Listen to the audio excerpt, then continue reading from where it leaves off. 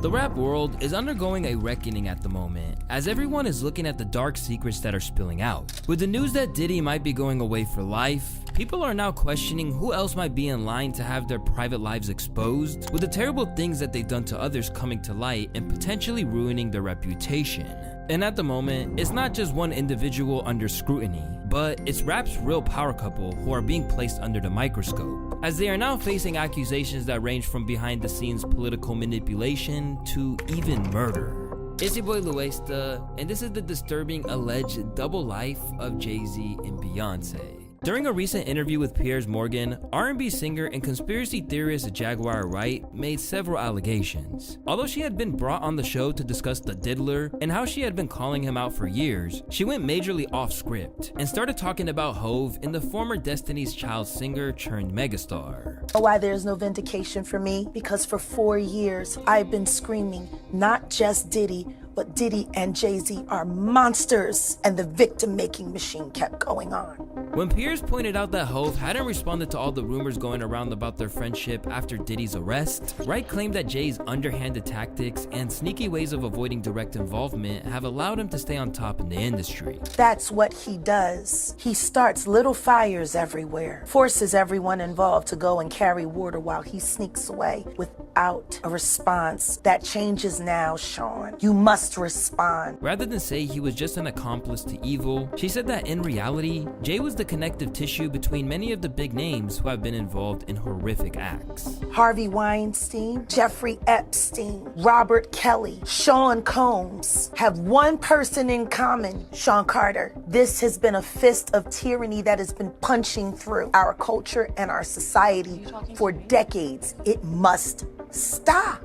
She even claimed that there are people ready to come forward with their stories, adding fuel to a conspiracy theory that's recently gained a lot of attention. One involving their alleged connection to the tragic death of another prominent R&B artist. I have 3 victims right now who are willing to give testimony about not only what Mr. Carter has done to them, but his wife as well. They're a nasty little couple. They do nasty things. Keeping people against their will, putting people on planes while they're unconscious, just like Aaliyah got on that plane, unconscious. Now, if you were looking for that portion of her interview with the British journalist anywhere else on YouTube, you wouldn't find it. Because after she made those comments, Morgan got hit with a cease and desist and was made to censor his allegedly uncensored show. Well, Jaguar Wright unexpectedly made several serious allegations about Jay-Z and Beyonce during that interview. As I said in the moment, they were not present to respond or defend themselves, but now they have. Their lawyers contacted us to say that those claims were totally false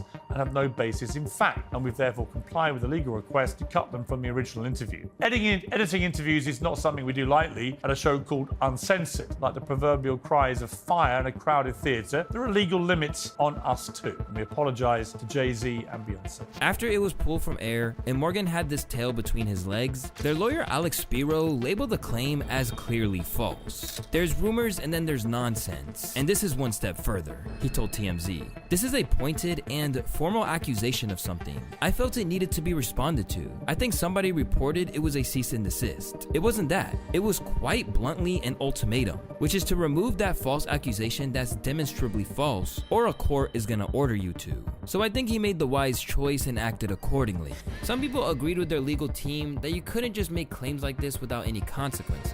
But there were some who felt that this made Jay-Z and Beyonce look way more guilty than they would otherwise, and maybe the damage had been done.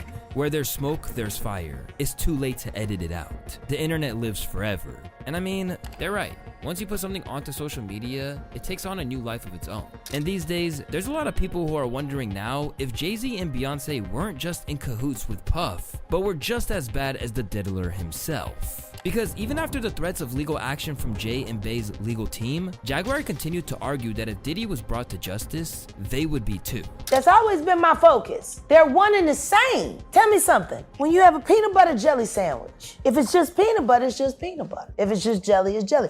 When you put it together, it becomes a peanut butter and jelly sandwich, and the taste is undeniable. You're saying Diddy and Jay-Z is peanut butter jelly? Peanut butter and jelly. Let's deal with the sandwich. As opposed to jumping on the bandwagon, it should be noted that this is definitely the first time that she leveled these claims at Hove and Co. Instead, Jaguar, who sang backing vocals on Jay-Z's Unplugged album, has been claiming that Hove abused her and others for years. Sean Carter is just as bad as the diddler, and I know that for a fact. I got the scars to prove it. Want to know what a box cutter feels like going into your skin and ripping you? I can tell you how it feels. Y'all ain't seen shit. That Cassie shit, that's nothing. Are you trying to say like Jay-Z put hands on you? I'm saying Sean Carter remembers everything he did to me, and he's got it on tape. Just like Diddy. It's gonna be the women that get him in the end. Of course, there are some people who would discredit Jaguar Wright. Throughout the years, she has shown signs of instability, such as throwing her son's ashes at people during an argument before smearing them on her own skin. Oh, my dear son. Oh, my dear son. Oh, my son. Oh, my son. They're all dead. No, They're all dead. They're all dead. They're all dead. They're all dead. But as hard as that is to accept, she has been proven right in other ways. From Diddy's secret freak-offs, right down to the ingredients of the cocktail that Diddy used to sedate the participants in these events. It's a veterinary drug. It's a horse tranquilizer. Now, gay men have been using this for years. If you went to a gay party or a gay rave, there were certain drugs that you would always find on hand. Viagra, Special K, and cocaine.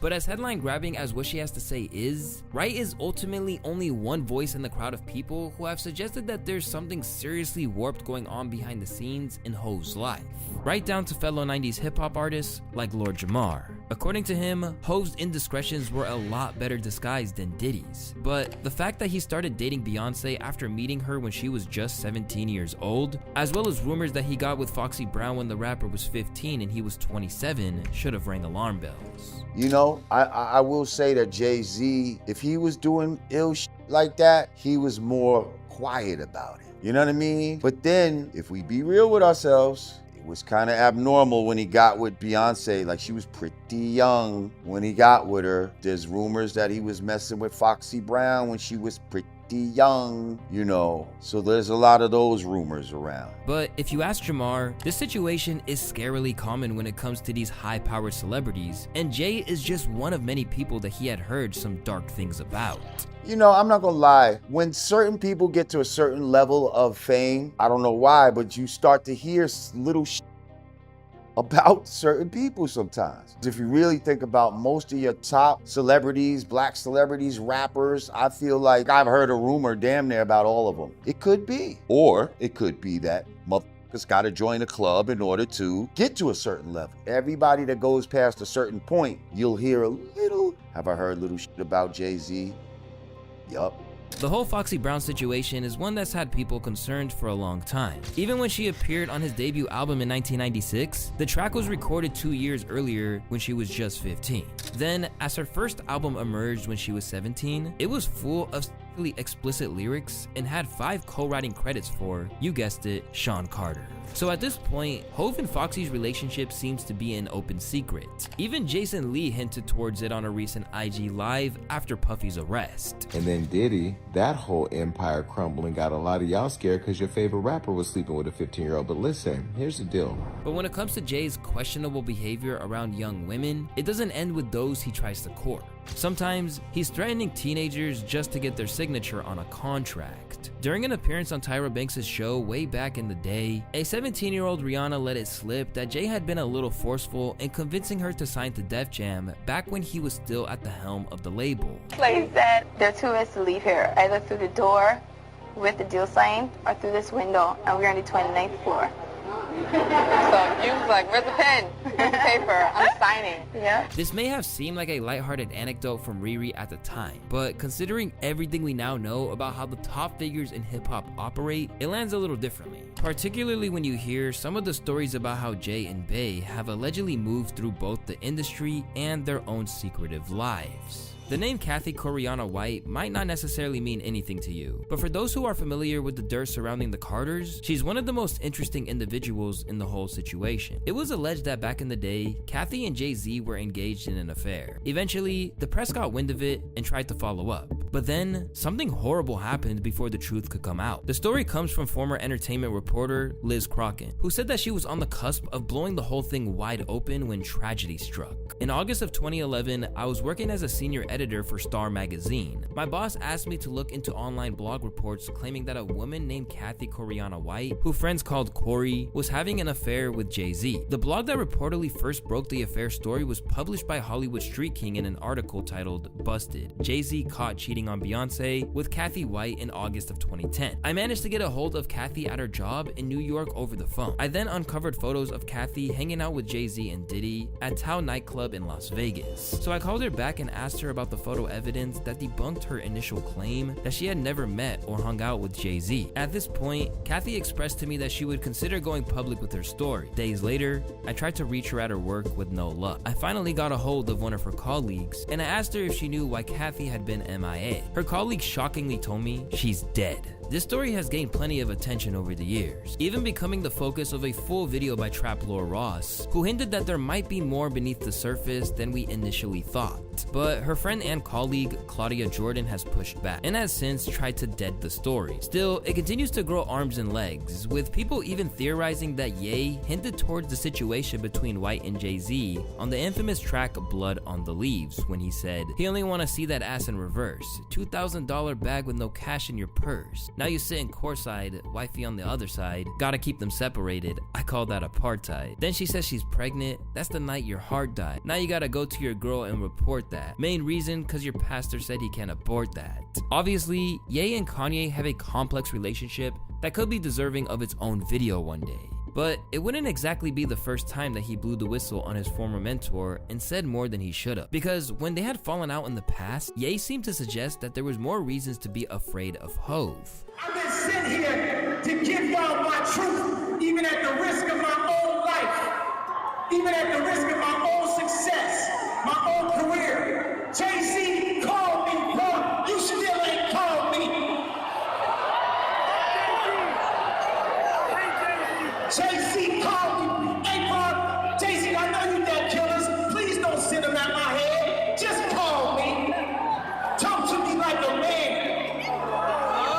Much like Jaguar White, Ye is a man who the media has also labeled as crazy from time to time, so this pretty much went under the radar. But some believe he might have been onto something, especially since Kathy White isn't the only person in their circle to have mysteriously and suddenly passed away. The plane crash that killed a rising star in the world of music and film. Reaction today after Aaliyah and 8 others were killed when their plane went down. The tragic death of Aaliyah is one that's grown very shadowy in recent years. For starters, it's recently emerged that the beloved singer wasn't even conscious when she boarded the plane that crashed and claimed her life. They took her out of the van. She didn't even know she was getting boarded on a plane. She went on the plane asleep. And one person who's become increasingly wary of the official story is Dame Dash. To many people, he's the original hater when it comes to Hove, incapable of accepting what went wrong with their friendship at Rockefeller Records. But to many people, he's been seen as the man who was right about Hove all along. In case you didn't know, Dame was dating Aaliyah at the time of her untimely death. But that happened long after Hove had been trying to date her since she was 17, whereas Dame didn't start dating her until she was 21. I didn't look at her like that because she was like a tomboy. She was little to me. But then one time, she was, I guess we had the same bookkeeper, and I walked past, and the thing about Aaliyah was like every time I saw her, she looked different. So she had different looks every time, and I was like, who the fuck is that? According to Dame, this was something that stayed with Jay long after his former friend and label co-owner hooked up with her and was the cause of some friction between them. Everybody knows that shit. Like we were both. I heard it, but I didn't. Yeah, but they be trying to act like he was like really fucking with. Nah, he was sending flowers and doing all this shit. That nigga, he was courting her. So we were both going hard, and we ended up in the same house 4th of July. So we were, for some reason this day. Wait a minute, you, Jay, and Aaliyah ended up in the same house. Yeah, that's funny. So it was like one day it might lean toward him and then it would lean toward me. But I was just on fire that week. Like I was just everything I was saying was funny. You know what I'm saying? It was like, and I remember coming downstairs, like, you know, it happened. He was like. So, this is going to be hard for me. Because he was his friends were laughing at him and shit. But there was a third man involved in the situation. The individual who had groomed her and married her when she was just 14, R. Kelly. Despite how sick this was, and how much Kelly's behavior was an open secret in the game, Jay went ahead and made 2 collaborative projects with him. Meanwhile, Dame refused to take a dime from them. I don't want to be a part of that, so I'm not working with you. So I walked away from Weinstein, and then homie did do business with him. When it came down to R. Kelly, there was a conversation had about the moralness, like it's morally wrong to do a project with someone that we know raped my girl or raped anybody for that matter. So I do know that conversation was had, and I was really surprised that he moved forward with that relationship. I don't know Epstein, so I never had the chance to walk away from him. But I do know that when that project did come out, I didn't want any part of that project. I didn't want any of the money to go to Rockefeller or me when it came to Rockefeller. It was around the time that Jay was trying to kind of separate himself from us, and he was saying that he didn't want to be a part anymore. The idea that Hove must have known was echoed by Nas, who seemed to have suggested something similar at the height of his beef with Jay-Z. You can't tell me Jay didn't see a 14-year-old girl come in the studio and sit on R. Kelly's lap. No. You can't tell me that he ain't never seen no 14-year-old girl come in the vicinity. You seen it go down. Yeah. I've been around R. Kelly. I've been on a tour with him. I didn't see no 14-year-old, but I talked to the man and I've seen there's a little problem there. In the years that have passed since Aaliyah's tragic death, Dame has increasingly wondered if someone had something to gain from her passing away. And in recent years, people have felt that Jay and Beyonce are among those who might have had a hand in it, or at least had something to gain from her passing, including Jaguar White. By the way, wasn't this all around the time when Aaliyah died? Yeah. And Beyonce's solo career was struggling? Damn on your horn now, that fucking bullshit ass record. From the Austin Powers shit, it was some of the worst shit ever. They were having a hard time taking her solo, and then Aaliyah died. While Dame has never explicitly said that Hove was the man involved, he has basically said that it's now up to his former friend and others to make it clear that there's no foul play. I know that there are people that benefited from her death, but for me, when I hear these conspiracies, I'm like, how could they be that powerful that they could get a plane or someone to crash a plane? Like, I don't want to say I'm underestimating people, but I don't give people, like, that's like, yo, that's the most illest gangster shit, some Pablo Escobar, you could actually get a plane to crash. And then a lot of rumors about me, like I sacrificed her and some dumb shit like that, all those things. It's hard to, like, I don't want to believe that, but it does make me think it through, So again, in this moment, just because there's so much gray area on a legal level, not what I'm suspecting, but like, this shit is now real. Or if it isn't real, people are gonna have to prove that it's not real. But he hasn't shied away from making some pretty wild claims about Hove that echo some things that you might have been hearing about Diddy. During a particularly shocking interview, Dame Dash alleged that Jay followed in Diddy's footsteps and spiked his drinks after a show. There was this one time when my daughter was 16, Jay had a show and my daughter wanted to go. So I'm like, yo, I'm not gonna deprive my daughter. So, I hollered at Jay, sent the kite and told him I wanted to go to a show with my daughter, and they accommodated me to the fullest. People were really surprised to see me there, took pictures with everybody. And again, Emery's my brother, so I would hate to think that he was fucking around like that, pause. But he kept asking me something. That was the first time I had tasted that Douce, and I got ridiculously drunk to the extent, and my daughter and I were talking about this the other day, that I was like, yo, I don't get this drunk. Why am I so drunk? And I ended up wrestling with Kevin Hart. Poor nigga got me in a chicken wing. And I remember Vaughn taping that shit. I'm like, yo, why you taping, Vaughn? So I'm thinking, I'm like, damn, because homie makes drinks too. And again, just if this is true, these are the things that I'm like, just reflecting on. And if I wouldn't have played everything completely by the book, complete honor, then I could have been compromised. For the most part, we've been focusing on Jay-Z. In a lot of ways, it makes sense that he's the one who's been on the front lines of the industry for almost 30 years, pulling strings and hustling his way to $1 billion. Generally, you don't get that rich without getting your hands a little dirty. So, does Beyonce have similar skeletons in her closet? Well, these days, people are beginning to think so. Recently, the video of Kanye's VMA escapade with Taylor Swift has been doing the rounds again on social media. But instead of the usual narratives about him stealing a young girl's thunder, people are now suggesting that he actively saved Taylor. Because the theory goes that if she hadn't given Beyonce any credit, it could have gone south for her. Check this out. Beyonce, whoo! She's all... You changed my life. You sang that gospel medley, and the way you made me feel, I was like, I want to make people feel this way with my music. So thank you so much. You clearly are the artist of our lives. Hey, artist of my life is Beyonce in this album for me. Appreciate that. And all us artists here, we fucking adore you. You are our light. and I love you. I always have, and I always will. Beyonce had one of the best videos of all time.